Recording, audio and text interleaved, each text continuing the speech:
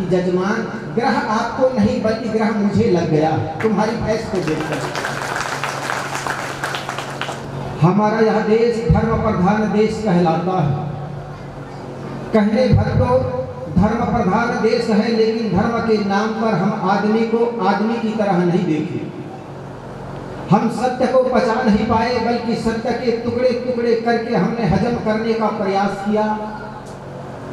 हमने इंसान को इंसान की तरह उनकी मूल्यांकन नहीं की, बल्कि धर्म के नाम पर, जातिवाद के नाम पर हम आदमी को आदमी से बांटते चले गए।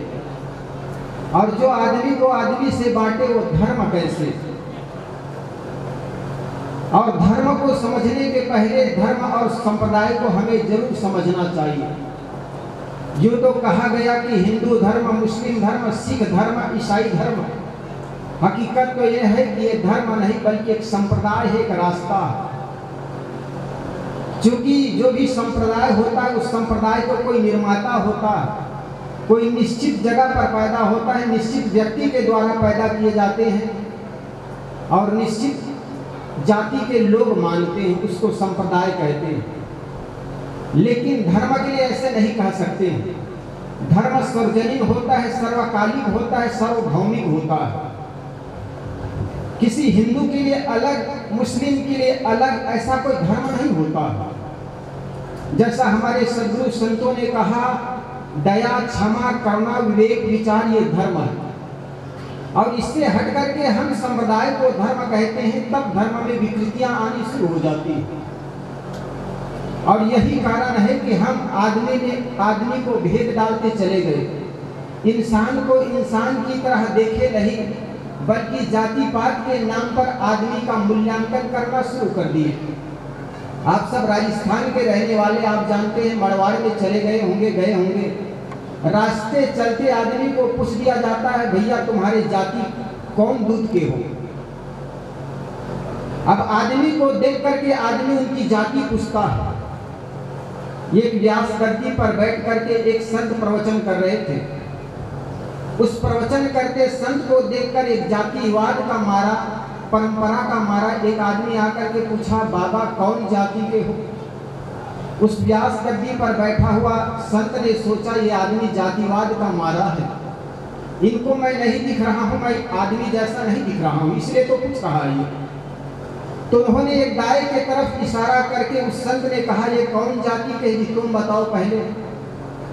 उस जातिवाद के आदमी ने कहा, ये तो गाय की जाति के है जी। तब व्यास गद्दी पर बैठे हुए संत ने दूसरे बार एक कुत्ते की ओर इशारा किया और कुत्ते की ओर इशारा करके कहा, इनकी कौन जाति के है जी? तो उस जातिवाद के मारा आदमी ने कहा, ये कुत्ते की जाति के जी, ये तो कुत्ते जाति के है, आपको दिखाई नहीं पड़ती क्या? तब व्यास गद्दी पर बैठे हुए आदमी ने कहा, रे भले आदमी, तुमने गाय को देख लिया, उनकी जाति जान गई, ये गाय की जाति के है। कुत्तों को देख लिया तुमने, कुत्ते की जाति के, उसको जान लिया, तो मैं तुम्हें कैसा दिखाई पड़ता हूँ कि भेड़ जैसा कि गधा जैसा जी? आदमी को देखकर आदमी की आंखों में मोतियाबिंद हो जाती है। उनको देखकर हम पूछते हैं कौन जाति के? आदमी का सद्गुरु कबीर को सबसे अधिक बात यही सारी बातें खलती थी। एक इंसान दूसरे इंसान से जब जाति पूछता है, तब सद्गुरु कबीर को ये बात बड़े अंग से द्वंद्वित कर देता था।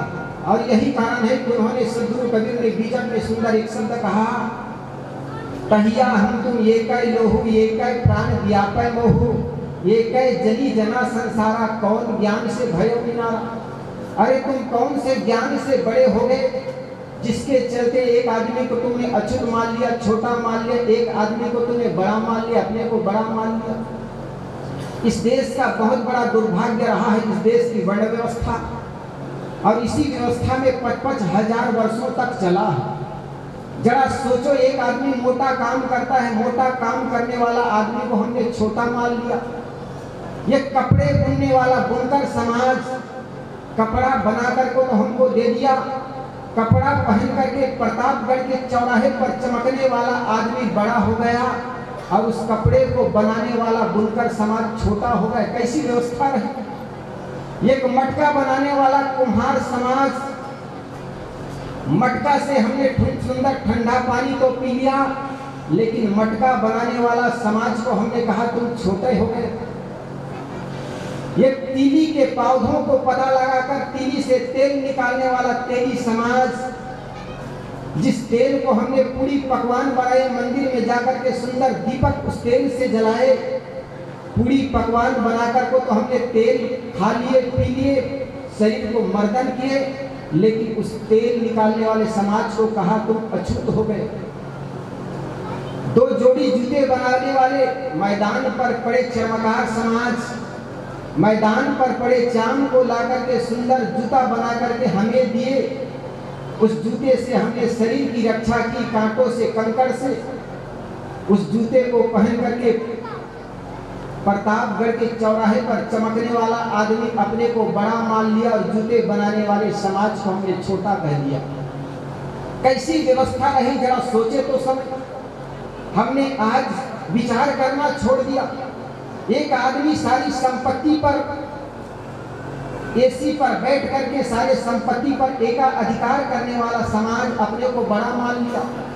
दूसरे के घर में भिक्षा मांगकर खाने वाला समाज बड़ा हो गया और खेतों में मेहनत करने वाला आदमी छोटा हो गया। कैसी व्यवस्था है। इसके चलते ये समाज 5-5 हजार वर्षों तक चला है। वो तो माननीय बाबा साहब अंबेडकर की बहुत बड़ी देन है, जिसके चलते, संविधान के चलते ये देश चलता है। मेरा देश न तो रामायण से चलता है, न वेद से चलता है, न कुरान से चलता है। मेरा देश चलता है बाबा साहब अंबेडकर के संविधान से चलता है। जिस महापुरुष ने 33 डिग्रियां लेकर के सुंदर संविधान का निर्माण किया, 8वीं खैर गधा आदमी कहता है ये संविधान गलत है, और वो सोचता है हमारा मनुस्मृति पुनः लागू होनी चाहिए। कैसी व्यवस्था रही। उनके महापुरुष को एक अवसर मिला संविधान बनाने का, तो उन्होंने लिखा नारी और शूद्रों पर शिक्षा का अधिकार नहीं। उनको अवसर मिला संविधान बनाने का, तो ऐसे संविधान बनाकर रख दिया जिससे दबी कुचले समाज दबते चले गए। हमारे महापुरुषों को संविधान बनाने का अवसर मिला, उन्होंने कहा मानव समान है, स्त्री पुरुष में कोई भेद नहीं है, शिक्षा सबका जन्मजात अधिकार है। ये संविधान बनाकर हमारे महापुरुषों ने दिया। उन महापुरुषों ने जो दबे कुचले रहे, उन्होंने कभी प्रतिशोध की भावना से कोई संविधान का निर्माण नहीं किया। बाबा साहब ने कहा अपने घर में भले एक टाइम कम खाना बल्कि अपने बच्चों को सुंदर और संस्कारी बनाना, शिक्षित बनाना। मेरे मित्रों, बाबा साहब अंबेडकर ने कहा कि शेरनी शिक्षा वह शेरनी का दूध है, जो समाज पिएगा वो समाज चौराहे पर दहाड़ेगा। और मैं चाहता हूं आपका समाज भले एक टाइम उपास कह लेना, लेकिन अपने बच्चों को, बेटियों को और बेटा को पढ़ाना, ताकि शिक्षा के क्षेत्र में वे आगे बढ़ते चले जाए। तथा कथित पंडितों के चक्कर में मत पड़ना। ये अंधविश्वास आपके घर में भरते चले जाएंगे। अब ये अंधविश्वास कैसे भरते हैं बताऊं। ये घर में एक भाई के घर केवल एक ही भैंस थी, उनका एक ही लड़का था। भैंस रोज के 5 लीटर दूध देती, उनका गुजारा चलता था। बेचारा दूध बेच आता, और जब दूध बेच करके आता तो उसका जीवन गुजारा बड़े आनंद से चलता। एक दिन पंडित की दृष्टि पड़ गई। पंडित ने देखा यार जजमान के घर एक भैंस है, रोज के 5 लीटर दूध देती। मैं सुबह सुबह दूध के लिए तरस जाता हूँ, कहीं चलता हूँ तो दूध मिलता नहीं, तो क्यों ना इस जजमान का भैंस मेरे पास आ जाए, ऐसे कोई युक्ति खोजूं। तो पंडित बड़े चालबाज होते हैं, चालाक तो होते ही, जन्मजात शिक्षा उनके हाथों पर रहा।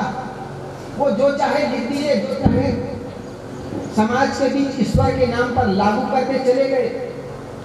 तो सोचा ये भैंस हाथ लगे तो लगे कैसे। तो जजमान के दरवाजे में जाकर के रोने लगे। अब जब जजमान के दरवाजा में जाकर पंडित रोने लगे तो अंदर से आवाज सुनकर जजमान निकले। जजमान ने देखा मेरे दरवाजे पर आज पंडित रो रहा है, बात क्या है।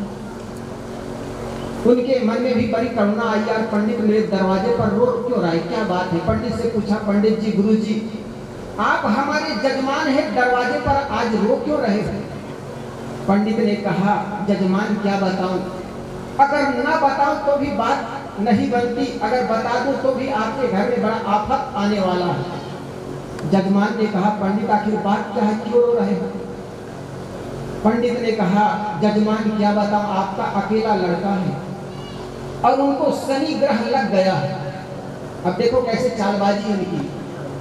अरे शनि ग्रह आकाश में है, किसी व्यक्ति पर लगेगा तुम्हारे कचुम्बर निकल जाएगा, लेकिन आदमी के अंदर ऐसा ऐसा भ्रम घुसेड़ देता है, किसी पर ग्रह चढ़ जाता है, किसी पर अमंगल छा जाता है और आदमी मानते चले जाते, आदमी विचार नहीं करता। तो पंडित ने कहा, जजमान क्या बताऊं, तुम्हारा लड़का अकेला है और उसको भी शनि ग्रह लग गया है। तो जजमान ने कहा, शनि ग्रह लग गया है तो इसको तोड़ने का कोई रास्ता तो होगा, कोई रास्ता है? जजमान ने कहा, रास्ता तो है। पंडित ने कहा, रास्ता तो है। जजमान ने कहा, जल्दी बताइए पंडित जी, मेरे लड़के का शनि ग्रह उतर जाए। तो पंडित जी ने उनकी काली भैंस को देखी थी उन्होंने, तो उन्होंने कहा, कोई काली चीज दान कर दो, तुम्हारे लड़के का जो ग्रह है ना, वो ग्रह दूर हो जाएगा, भाग जाएगा। तो जजमान था, उनका एक मित्र था मास्टर जी, जैसे प्रहलाद जी मास्टर है ना कबीरपंथी, वो बड़े तार्किक विचारक थे। जजमान चले गए मास्टर के पास, मास्टर से कहने लगा, मास्टर जी बड़े सौभाग्य से आज पंडित जी मेरे घर में आकर के बताए कि मेरे लड़के को ग्रह लग गया है और उन्होंने कोई काली चीज का दान करने के लिए कहा है।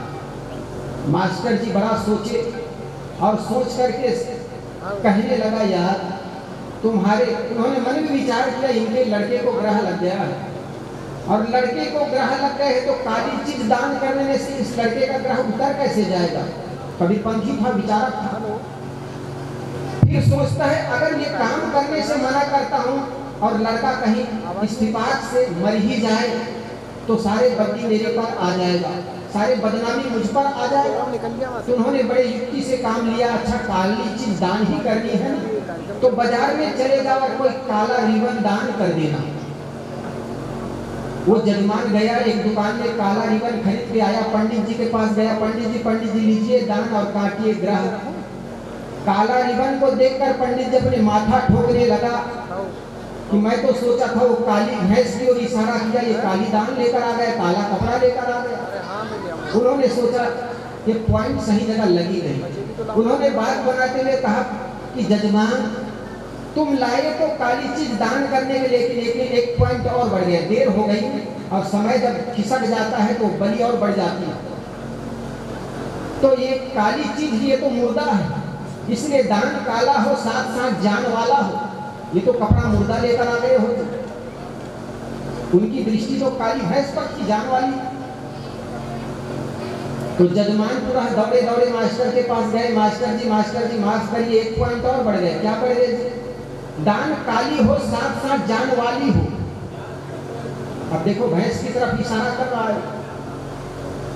तो मास्टर जी ने कहा, अच्छा ऐसी बात है तो ऐसे कर, हमारे घर के पिछवाड़े में काली कुतिया है,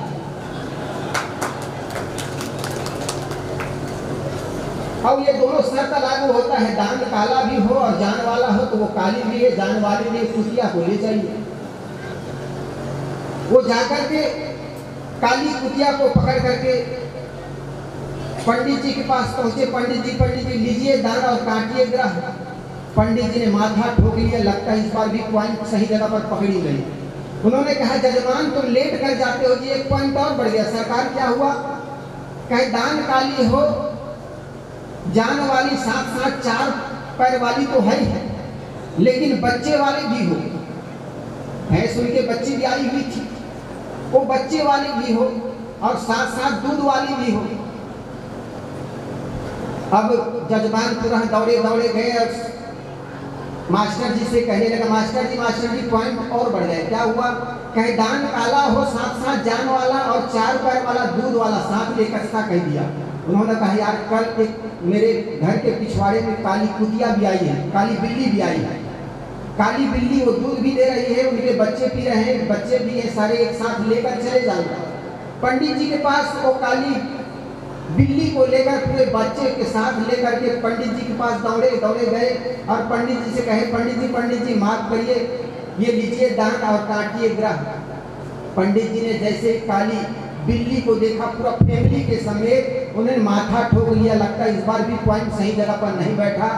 ये सोच करके पंडित जी कहने लगा कि जजमान, ग्रह आपको नहीं बल्कि ग्रह मुझे लग गया तुम्हारी भैंस को देखकर।